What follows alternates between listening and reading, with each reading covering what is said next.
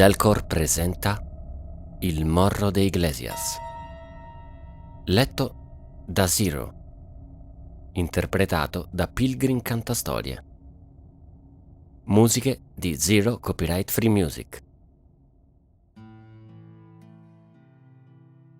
Sporgendosi in avanti, Manuel Perreira, detto il tonto, sputò un grumo di sangue, saliva e frammenti di dente sopra una delle tante pallide rocce che formavano il Morro de Iglesias. Un dolore sordo gli pulsò nella mandibola, diffondendosi in tutta la testa, e nelle orecchie sentiva le campane. Le scoriazioni delle nocche erano come piccole bocche che gli mordicchiavano le dita. Ciononostante, la somma di tutte quelle sofferenze non era insopportabile quanto l'umiliazione che, quasi con sadico ingegno, gli riproponeva davanti agli occhi la scena della sua sconfitta. Era stato davvero uno sconsiderato a volersi battere con Jorge Rojas, il vaquero più forte e muscoloso dell'intera Hacienda Cielo Alto, ma la ragione era stata onubilata dalla furia e dal senso di tradimento, quando aveva scorto nella penombra di una tettoia quei due corpi che si strusciavano l'un l'altro, e alle orecchie gli erano giunti quegli ansimi trillanti di donna che avrebbe riconosciuto ovunque e che, come spine urticanti, gli avevano trafitto il cuore. Per lunghi minuti non aveva reagito, il corpo pietrificato dal trauma e la mente che tentava con disperazione di indorare la pillola, di ingannarlo, di rifiutare il fatto inequivocabile che sì, quella giovane che si muoveva nell'abbraccio di Jorge e che gli ansimava nell'incavo del collo taurino era proprio Angelita, la sua donna. La rabbia era affiorata tumultuosa, come una mandria impazzita che travolge tutto quello che si trova di fronte. E il respiro di Manuel, dapprima mozzato per lo stupore e l'incredulità, si era trasformato in uno sbuffare intenso, pieno di odio. Eccoli lì, senza neanche la decenza di nascondersi agli occhi suoi e del Signore, scandalosamente fieri della loro impudicizia. Jorge aveva infilato la grossa mano gallosa sotto la gonna di Angelita, e a quell'attrito il corpo della giovane aveva trasalito con violenza.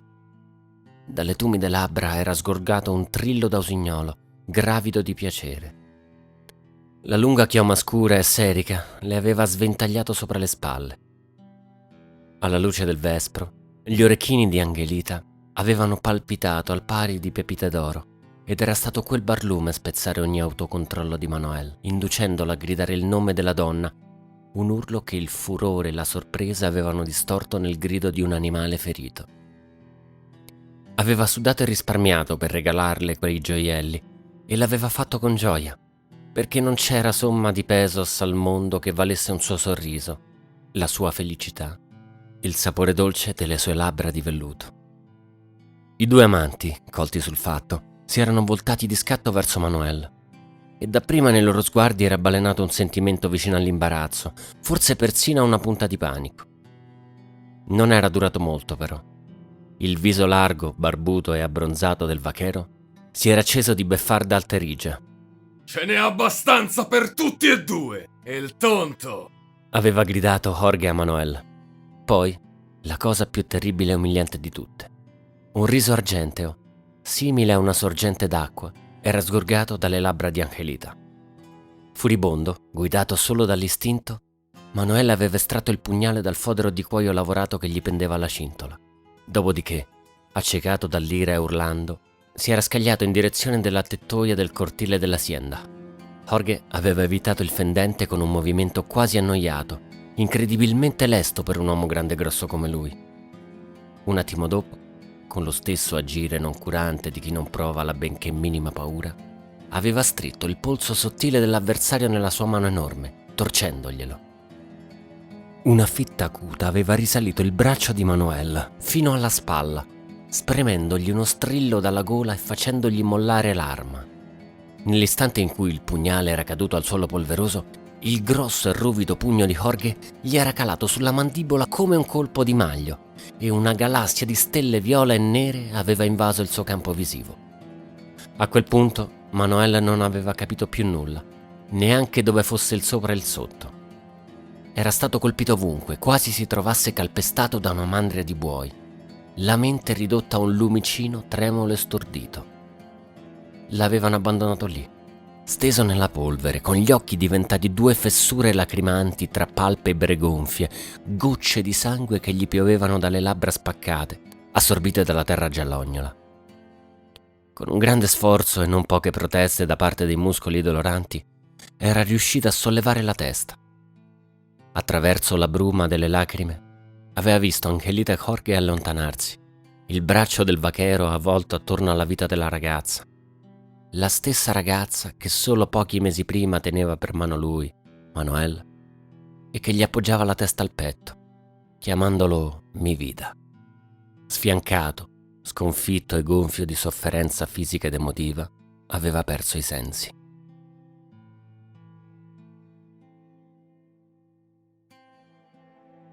Quei ricordi erano foglie d'ortica sulle ferite della sua anima, e mentre risaliva il pendio pietroso, costellato di agave, piante di sotolle e cactus spinosi, Manuel rabbrividiva per quel lacerante spasimo interiore. Tutti all'azienda sapevano dell'infedeltà di Angelita, ma nessuno gliene aveva fatto mai parola in tanti mesi. Avevano preferito tacere o mentirgli, ridere alle sue spalle. Ora capiva certe frasi apparentemente prive di significato con il quale veniva salutato, o gli sguardi di ironica complicità che gli altri braccianti si scambiavano al suo passaggio. Manuel il tonto si era fatto fregare ancora, avevano sicuramente affermato tra loro. Ancora una volta non aveva saputo distinguere la realtà dalle fandonie.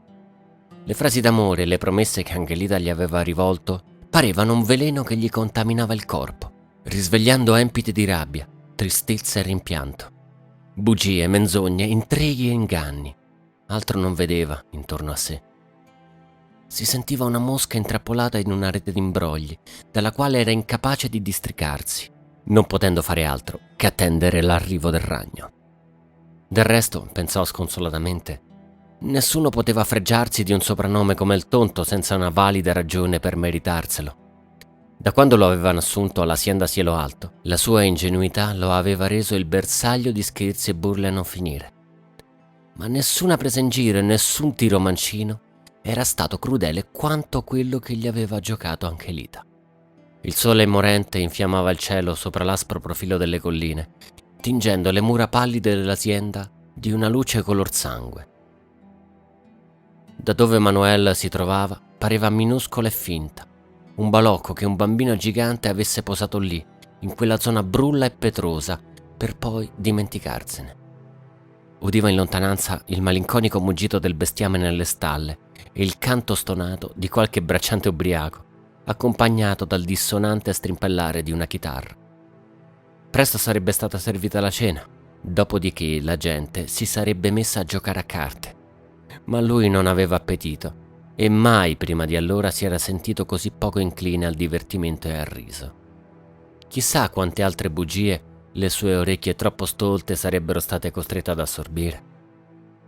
Preferiva la solitudine di quella collina, lontano da falsi amici e falsi amori.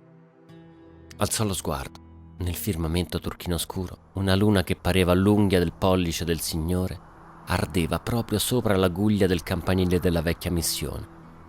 Manuel si arrampicò sopra Massi, ignorando i focolai di dolore che si accendevano a ogni movimento, e raggiunse i ruderi di quel tempio che vento e pioggia stavano lentamente sbocconcellando. Malgrado l'edificio fosse stato sconsacrato da prima che padron Garrido costruisse la sua azienda ai piedi del Morro de Iglesias, Manuel si fece comunque il segno della croce. Nell'avvicinarsi osservò le sfumature fuliginose che il fuoco appiccato dai mascaleros aveva impresso sulle pareti chiare. Nel rogo erano arsi vivi parecchi missionari e da tutti quel posto era considerato maledetto.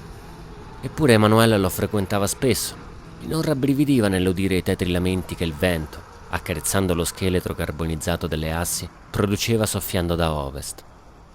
Era il solo luogo dove si sentisse la testa meno pesante, dove i suoi pensieri, solitamente opachi e ingarbugliati, diventassero trasparenti come il vetro. Che bellezza sarebbe stata se quell'influsso benefico fosse durato per sempre. Mentre il tramonto si riduceva a un alone rossastro circondato dalla notte incipiente, il vagabondo vide scintillare alla luce residua 2 occhi piccoli e lucenti. Trasalì, arrestandosi improvvisamente, prima di rendersi conto che si trattava soltanto di un macilento coyote rognoso, il quale preferì scappare giù dal pendio, sparendo tra i massi e gli arbusti inariditi. Un refolo d'aria spazzò la sommità della collina pietrosa, sollevando uno sbuffo di polvere e facendo cigolare l'unico battente rimasto del portone della chiesa. Su una roccia, proprio dove aveva notato il coyote, Manuel individuò qualcosa di informe e raggrinzito, simile a un sacco vuoto. Incuriosito, vi si avvicinò. A un'occhiata più attenta, l'oggetto si rivelò essere la carcassa di un grosso caprone morto da chissà quanto, incartapecorito dall'arida calura messicana. Gli organi erano stati estratti dagli avvoltoi, mentre volpi e coyote avevano portato via gran parte delle zampe posteriori. Quel che restava non era altro che una mummia rinsecchita, con una contorta colonna di vertebre grigiastre che si inseriva in un cranio avvolto da pelle sottile, i denti snodati in un ghigno tetro, le corna impolverate rivolte all'indietro in tozze spirali. Sotto lo sguardo di Manuel, il vento fece fremere gli sparuti ciuffi di pelo che ancora restavano aggrappati a quella carcassa screpolata, dando la sgradevole impressione che una mano invisibile li accarezzasse, facendovi scorrere in mezzo dita incorporee e smaniose. La chiesa fece da cassa di risonanza al vento, risuonando di lugubri ululati. Gli arbusti frusciarono di bisbigli cospiratori. Da qualche parte una civetta mandò il suo stridore crepuscolare. Di scatto la carcassa drizzò il collo. In una delle orbite baluginava un gelatinoso occhio perlaceo. Ti stavo aspettando, Manuel. Brontolò il caprone morto con un ticchettare di denti. Il terrore assalì il pover'uomo, che sussultando con un verso inarticolato di sbalordito orrore, inciampò nei suoi stessi piedi. Tentò di mantenersi in equilibrio mulinando le braccia magre, ma fallì e cadde dolorosamente sulle natiche ossute, strisciando via fin quando un grosso masso non arrestò la sua fuga.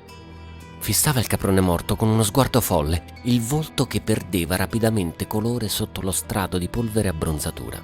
Se scappi ora... L'apostrofò il caprone con quella sua voce secca e defunta, simile al vento che scorre in un osso cavo. Te ne pentirai per tutta la vita. In risposta, Manuel si premette le mani sugli occhi, iniziando a farfugliare il Padre Nostro, ma le parole gli si ingarbugliavano e il panico gliele faceva scappare dalla mente. Si azzardò a sperare che quello fosse uno scherzo a opera dei suoi compagni dell'azienda, ma nemmeno loro avrebbero osato arrivare a quel punto. E inoltre non vedeva proprio come avrebbero potuto riuscirvi. Sentiva, tra l'altro, una strana, elettrica energia prudergli sulla pelle, come se l'aria formicolasse attorno a lui, e comprese che lì, in quel preciso momento, era in atto una di quelle cose che solitamente accadono ai personaggi della Bibbia. Un prodigio, sebbene ancora non sapesse se fosse benigno o maligno. Le preghiere non ti aiuteranno a distinguere la bugia dalla verità. Io lo posso fare, invece. Guardami, Manuel. Lentamente, le mani dell'uomo si abbassarono, mostrando un volto pallido, con il terrore scolpito sopra. Tremava come la coda di un serpente a sonagli. Il mio occhio vede tutto. Proseguì quell'essere, facendo schioccare le mascelle spolpate. Vede le cose per come sono realmente e non è possibile ingannarlo. Avvicinati, Manuel, e smetti di farfugliare. Le labbra gli si serrarono e malgrado la repulsione, malgrado lo sconvolgimento che gli impacciava i movimenti, obbedì a quell'ordine. Poiché non si fidava delle proprie gambe, Manuel si accostò al cadavere del caprone procedendo a quattro zampe fino a che l'odore dolciastro della carogna non gli fu soffiato in viso dal vento. Chi sei? Sussurrò Manuel in un balbettio timoroso. Come conosci il mio nome? Il mio nome è solo l'eco di un eco. Replicò il teschio di caprone. Il mio occhio sa tutto. Il mio occhio vede tutto e attraverso qualsiasi cosa. So quello che ti è successo oggi. Vedo le crepe sul tuo cuore. A quelle parole, la paura di Manuel fu contaminata da rabbia e imbarazzo. Posso fare in modo che tu non debba più sopportare cose simili. Riprese l'essere caprone, il teschio che dondolava in cima alla colonna vertebrale al pari di un serpente. Renderti immune alla menzogna. Nessuno al mondo potrà più ingannarti e farti male. Mai più. E come? Prendi il mio occhio e indossalo. È tuo, se lo vuoi. Umettandosi con la lingua le labbra aride, Manuel allungò la mano verso l'orribile cranio spolpato, ma la ritrasse di scatto. E faresti questo senza niente in cambio? Domandò sospettoso. Gli girava vagamente la testa e una parte di lui era convinta di stare solo sognando quella conversazione assurda.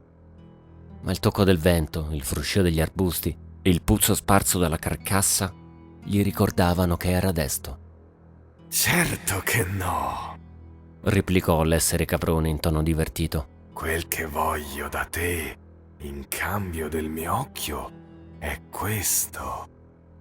Dopo averlo indossato, vedrai la realtà nella sua vera forma e potrai sfruttare questo come meglio credi, ma non dovrai mai far parola di quanto vedrai con Angelita. Lo stupore indusse Manuel a sussultare. Angelita? Sì, la donna che ti ha rifiutato. A lei non dovrai mai accennare a ciò che vedrai, né farglielo capire in altri modi. Se disobbedirai, prenderò la tua anima invece che la sua. Accetti?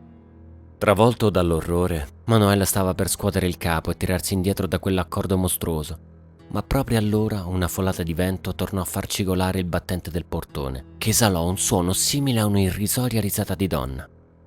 La pelle d'oca gli increspò la schiena, mentre ripensava alla risata di Angelita, alle sue bugie.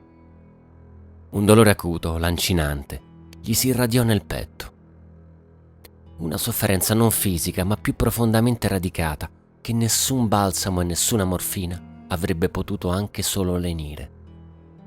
Ripensò ad Angelita, alle sue forme color mandorla, al calore del suo sesso, alla freschezza del suo seno eccitante e materno.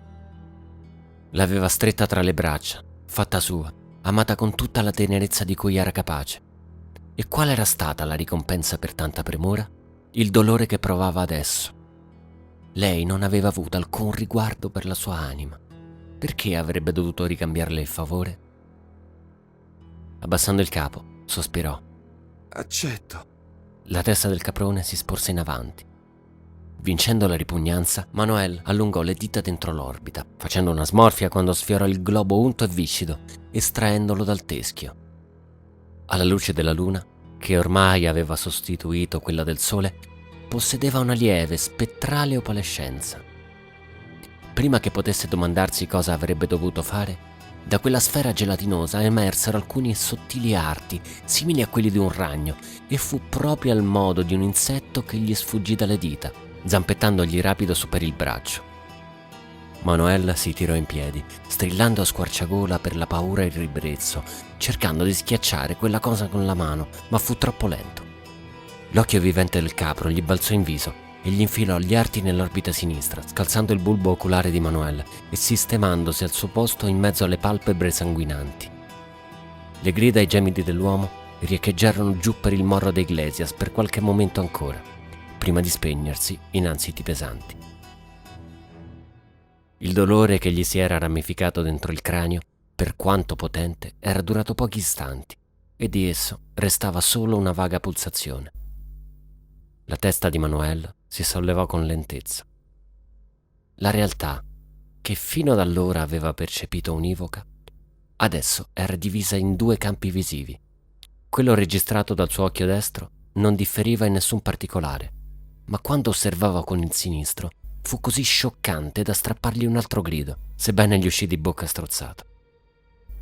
Al posto della carcassa del capro c'era un'altra cosa. Appollaiato sulla roccia stava un essere macilento dalla pelle color cenere, le ossa che sporgevano da sotto il sottile strato di carne che le inguainava. Aveva gli avambracci poggiati sulle cosce, con mani dalle dita innaturalmente lunghe lasciate a penzoloni tra le gambe, ricoperte da un velo nero e irsuto, terminanti con zoccoli lustri come il vetro vulcanico, da sotto i quali si levavano dense spire di fumo acre. Dalle scapole gibbute, 2 grandi ali formavano una cupola membranosa attorno a lui. Il viso era qualcosa di indescrivibile e osceno, dal quale Manuel distolse immediatamente lo sguardo, puntandolo su quanto si sollevava dietro il mostro, sorgendo dalla sommità pietrosa del colle. Non più il rudere di una vecchia chiesa bruciata, bensì una maestosa e grottesca cattedrale edificata con centinaia di scheletri ammassati e incastrati gli uni agli altri. Dagli interstizi dell'edificio pulsava una fiammeggiante luce porpora, come l'interno di una ferita infetta. Boccheggiando di terrore, Manuel si precipitò giù dal morro dei Iglesias. Ricorda il patto, Manuel! Gli urlò dietro una voce tonante. Ricordalo!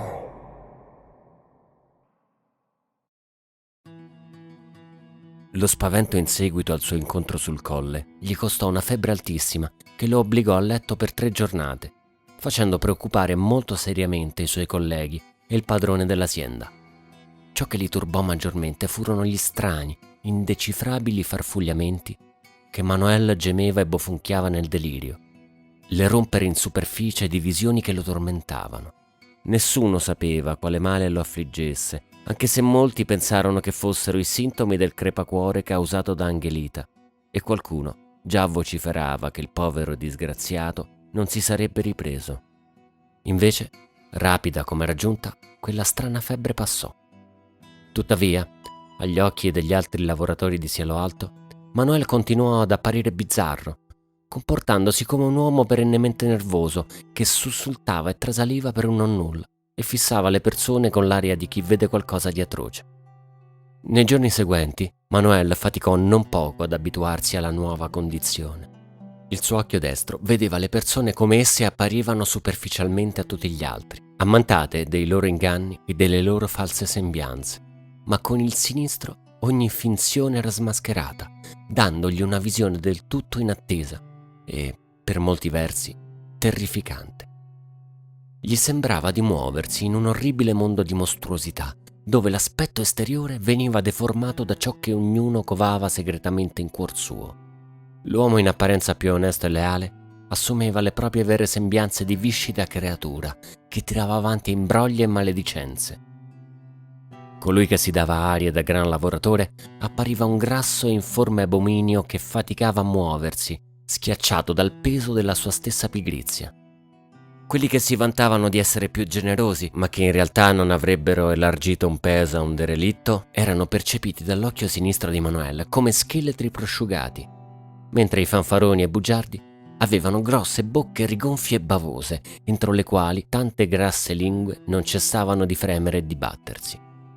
C'erano anche i casi opposti, naturalmente.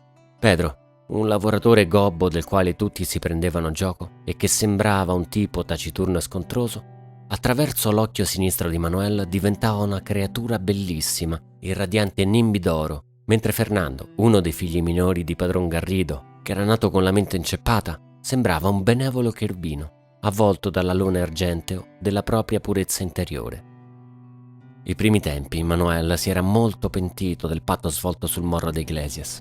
Ogni volta che qualcuno entrava nella parte sinistra del suo campo visivo, trasformandosi completamente a seconda di com'era davvero, il pover'uomo trasaliva violentemente e abbassava subito lo sguardo. Quel che osservava di giorno gli si ripresentava di notte, sotto forma di incubi che più di una volta lo avevano destato urlante e in un bagno di sudore. Tuttavia, con il trascorrere delle settimane, dapprima cominciò ad acclimatarsi a quella facoltà portentosa, per poi iniziare a sfruttarla. Non solo l'occhio magico gli permetteva di capire se la persona che aveva di fronte fosse o no meritevole di fiducia, Era addirittura capace di mostrargli se qualcuno distorceva la verità, era sincero o mentiva spudoratamente. Le menzogne, le falsità, gli inganni, tutto questo sgorgava dalle bocche mentitrici sotto forma di un orribile fumo nerastro e pesante che componeva riccioli oleosi nell'aria, plasmando forme che ricordavano insetti e serpenti. Più grave, maligna e lontana dalla verità era una frase, più quella sostanza si palesava densa, repellente e catramosa. Avvalendosi del potere e migliorando con la pratica quotidiana, riusciva sempre a decifrare perfettamente ogni discorso, scovando la verità sotto il più subdolo degli inganni, intuendo subito cosa l'interlocutore omettesse o mascherasse. Nessuno riusciva più a truffarlo, a raggirarlo o a prendersi gioco di lui, tanto che il nomignolo e il tonto non era più pronunciato nell'azienda. Tale mutamento non passò inosservato e furono diversi quelli che, tra il sorpreso e l'ansioso, si domandarono come avesse fatto il povero cervello inceppato di Manuel a sviluppare una così fine astuzia. Tuttavia, non trovandone ragioni evidenti, la loro curiosità rimase insoddisfatta.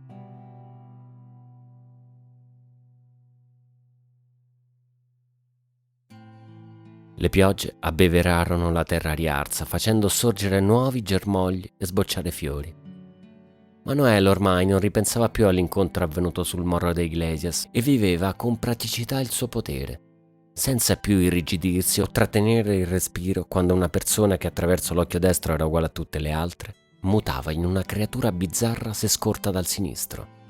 Persino i giramenti di testa e le forti emicranie derivate da quella visione doppia, pian piano, smisero di tormentarlo. Talvolta, ma molto di rado, rivolgeva lo sguardo in alto, verso la collina dove tutto era cominciato. In quelle occasioni chiudeva le palpebre dell'occhio destro, contemplando con quello sinistro quel tempio di ossa brunite, i cui svettanti pinnacoli irradiavano dalle feritoie untuosi fasci di luce infernale. Era affascinato e impressionato da tale spettacolo, sul quale tuttavia non indugiava mai troppo, convinto che qualcuno, da lassù, ricambiasse il suo sguardo. A ogni modo, erano solo due le cose che faticava a guardare. La prima era Jorge, il bracciante che gli aveva portato via anche Lita. Pochi di coloro che lavoravano nell'azienda o che abitavano nel vicino paese di Cielo Alto erano gradevoli, visti attraverso l'occhio magico di Manuel, ma nessuno reggeva il confronto con Jorge. La prima volta che Manuel l'aveva osservato con la sua vista straordinaria, per poco non gli si era rivoltato lo stomaco per l'orrore e il disgusto. Era così abominevole che trovava quasi impossibile che nessuno percepisse, anche in forma blanda, le vere sembianze che si celavano sotto quell'uomo, robusto e vigoroso, sempre ritanciano, con tratti virili e la risata tonante. Jorge, percepito dall'occhio sinistro di Manuel, non sembrava neanche vagamente umano. Si trattava di una morfa mostruosità bituminosa che perdeva viscide bave di sostanza nera, collosa e rivoltante. La sua pelle era tutta un ribollire di bubboni che sfiatavano sbuffi oleosi, mentre la testa appariva un ammasso di muffa in continua evoluzione, quasi che il suo volto non sapesse decidere che lineamenti assumere. Al centro di quel caos melmoso si apriva la bocca, se così può definirsi un molle foro sdentato che eruttava fumo nero al pari di una fornace. Niente di quel che diceva conteneva un briciolo di verità. La cosa peggiore di tutte, e che fece rizzare i capelli sulla nuca di Manuel quando egli se ne avvide, era che in una certa vaga misura Jorge era consapevole del suo io interiore, ma anziché esserne stomacato, ciò lo esaltava. Si compiaceva di sé, dei suoi turpi pensieri, delle elaborate menzogne che intesseva la sua mente e di come riusciva ad abbindolare il prossimo. Il cuore di Manuel era sempre sul punto di arrestarsi quando gli capitava di scorgere anche Lita e Jorge attraversare mano nella mano il cortile dell'azienda. Un riverbero dell'antica passione nutrita nei confronti della giovane ancora pulsava in lui, sepolto da strati di malanimo, e in diverse occasioni, insonne nel bel mezzo della notte, si era domandato se non fosse il caso di avvisarla riguardo il mostro al quale aveva donato il proprio cuore, il quale, a insaputa di lei, pregustava solo di mangiarselo.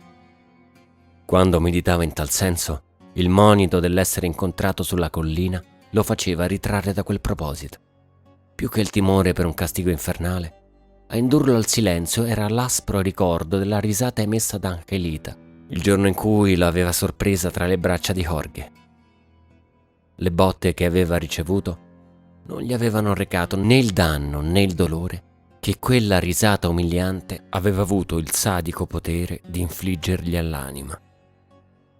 Quindi, tutte le volte che soppesava l'idea di avvisarla, rievocava quella risata nella mente e inumava la compassione sotto al tumulo del rancore.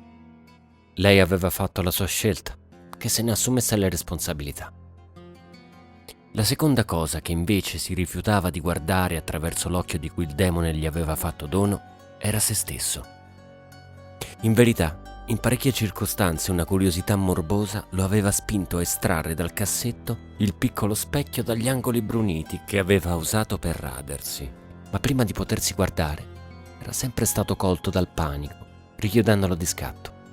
Quasi senza rendersene conto, aveva cominciato a evitare ogni superficie riflettente e quando si recava alla cantina, che dietro il bancone aveva un ampio specchio che sdoppiava le bottiglie in fila sugli scaffali, teneva sempre gli occhi incollati ai propri piedi, sedendosi con le spalle rivolte alla grande lastra argentata.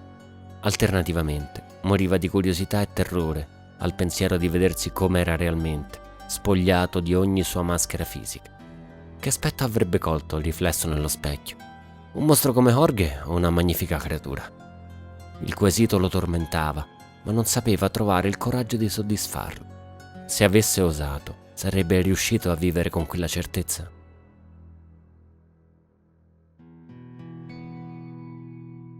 In virtù di quanto il suo dono gli aveva mostrato, Manuel avrebbe dovuto essere il meno stupefatto di tutti e forse provare una punta di soddisfazione perversa quando il cadavere massacrato di pugnalate di Angelita venne trovato dietro una delle stalle dell'azienda, fra sterpi e letame secco. L'aria fresca del mattino era stata attraversata dalle grida disperate del garzone che, aggirando l'edificio per sbrigare un bisogno fisiologico, aveva rinvenuto gli orribili resti. Tutti si erano riversati fuori dagli edifici, i volti stralunati e perplessi, qualcuno imbracciando il fucile temendo l'incursione di qualche brigante. Pochi minuti dopo, il corpo della povera ragazza, seminudo e coperto di sangue e di orribili lacerazioni, era stato trasportato attraverso il cortile. Gli uomini si erano fatti il segno della croce, con occhi sgranati di stupore, mentre le donne erano subito scoppiate in pianti disperati. Il solo a non piangere, a non muoversi e non manifestare, almeno esteriormente, nessuna emozione, fu proprio Manuel. Ciononostante, il colpo di tale scoperta lo tramortì più duramente di qualsiasi altro. Si era ritirato dietro l'angolo di un granaio, muovendosi come un sonnambulo e appoggiandosi al muro con le spalle, si era lasciato scivolare fino a terra. Lo sguardo trasognato che fissava i campi attorno all'azienda, dove le vacche pascolavano piegre e indifferenti. Aveva ancora le immagini del cadavere di Angelita impresse nella mente, quasi un artista diabolico ve le avesse cesellate con una terrificante dovizia di particolari.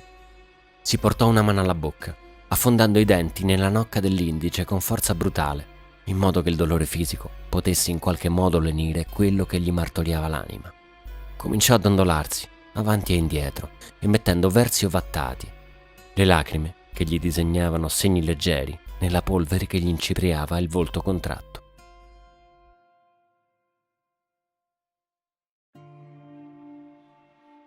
Nessuno, almeno sulle prime, pensò che il responsabile potesse essere realmente Jorge. Così brav'uomo, gran lavoratore, simpatico e amichevole, come poteva accoltellare una ragazza più di 10 volte, riducendole il viso a un impasto di carne maciullata e ossa frantumate? Come poteva un uomo così innamorato trasformarsi da amante focoso a carnefice spietato?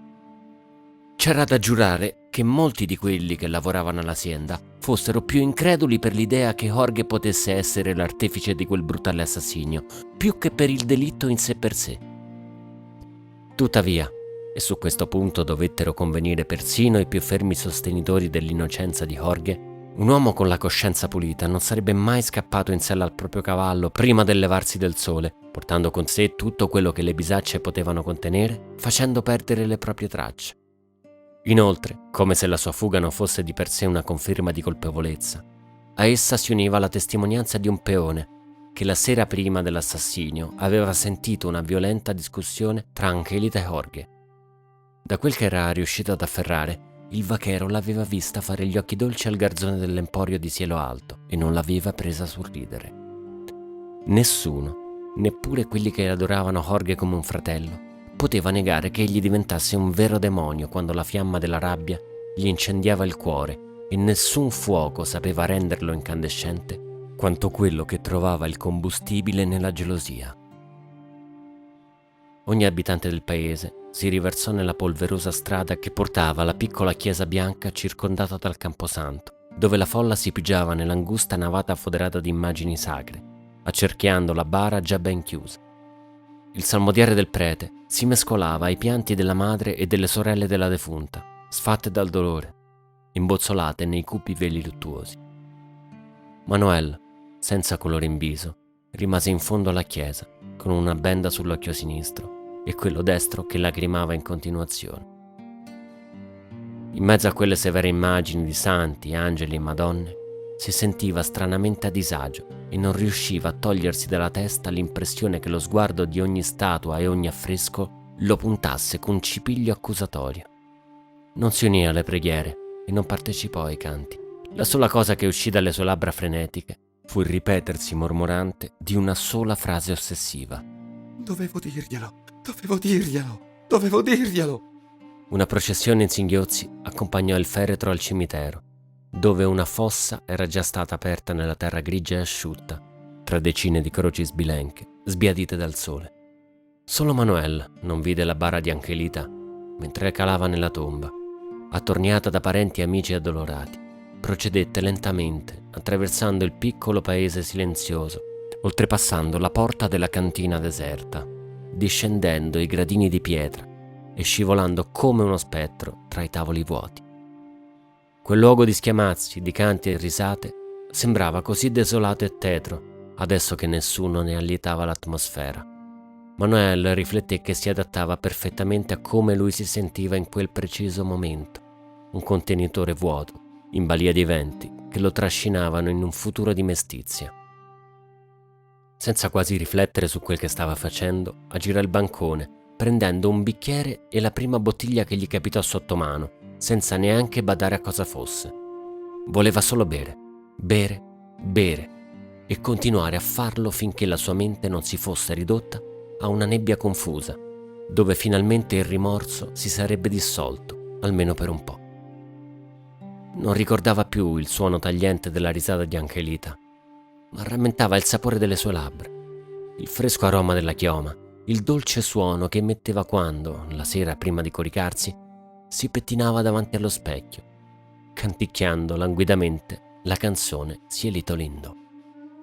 Erano ricordi dolci e amari, forse deformati dall'amore, che nonostante tutto ancora nutriva per quella ragazza bella e scostante, piena di difetti, che non sapeva cosa fosse la fedeltà e per questo l'aveva pagata cara, molto cara. Tuttavia, non si sentiva più in collera con lei. La credine spinosa che aveva provato al suo ricordo aveva lasciato posto a un sentimento di perdita. Scoprì che non gli era mai importato di avere il cuore di Angelita solo per sé. Avrebbe preferito saperla viva e con un altro uomo accanto, piuttosto che sigillata in una bara dove il buio e i vermi avrebbero fatto da coro alle canzoni del suo spettro miserabile. Solo lui avrebbe potuto salvarla. Un tentativo estremo e disperato, dal momento che convincerla sarebbe stato tutt'altro che facile, ma almeno avrebbe potuto provarci. Invece, pavido e rancoroso, aveva taciuto il vero aspetto e le reali intenzioni di Jorge. Con il suo silenzio aveva condannato a morte certa la donna che aveva tanto amato. Dovevo dirglielo, Gemette, inclinando la bottiglia con mano tremante. Il vino gorgogliò nel bicchiere e schizzò goccioloni sul bancone di legno lustrato da 100 passate di strofinaccio. Trangugiò. Tornò a riempire. dovevo dirglielo. Vuota il bicchiere, riempiendolo con foga disperata. Dovevo dirglielo. Oh mio Dio. Angelita. Povera Angelita. Perdonami. Beve ancora, affannosamente e senza neanche sentire il sapore. Un fuoco vago gli si era acceso nello stomaco, un calore simile a una bruma che lo colmava poco a poco. Sotto la benda, l'occhio diabolico gli pulsava lentamente, quasi a volerlo consolare. Emmanuel provò una gran nausea e un cocente odio nei confronti di quell'organo estraneo. Con un gesto brusco si strappò la benda di dosso, scagliandola lontano da sé, accasciandosi sul bancone e scoppiando in lacrime. Quando dopo diversi minuti di singhiozzi e sospiri tornò ad alzare il capo, il suo sguardo incontrò il proprio riflesso nello specchio bronito oltre il bancone, della cui presenza si era bellamente scordato. Manuel sbiancò repentinamente, come se il sangue gli fosse defluito dal volto in meno di un istante. Le labbra, divenute viola al pari di un crepuscolo tempestoso, presero a fremergli in maniera inarrestabile, mentre decine di piccoli spasmi gli fecero scattare i muscoli delle guance e delle palpebre. Sotto la fronte, i suoi pensieri divennero un banco di pescetti guizzanti di folle terrore, scoordinate schegge di una mente che andava a pezzi. Metà del suo campo visivo vedeva l'uomo che aveva sempre creduto di essere, basso, magrolino, con i capelli scuri e spettinati, il labbro superiore decorato di baffetti sparuti sotto un naso storto, ma l'altra metà ammirava quello che davvero era. La luce che sgorgava dalle sue carni era dell'identica tinta cancrenosa che aveva visto fuoriuscire a pulsanti fasci dal tempio di ossa in cima al morro dei Iglesias. Una crepa solcò la superficie dello specchio che mandò un gemito cristallino.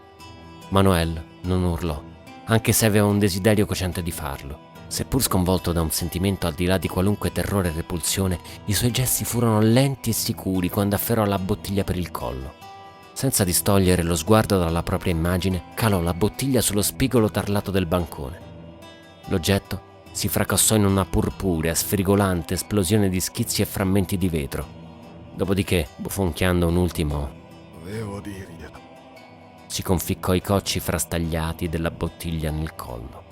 Altro liquido purpureo, stavolta di ben diverso genere, sprizzò da sotto il mento sussultante dell'uomo, tracciando rapidi archi nell'aria.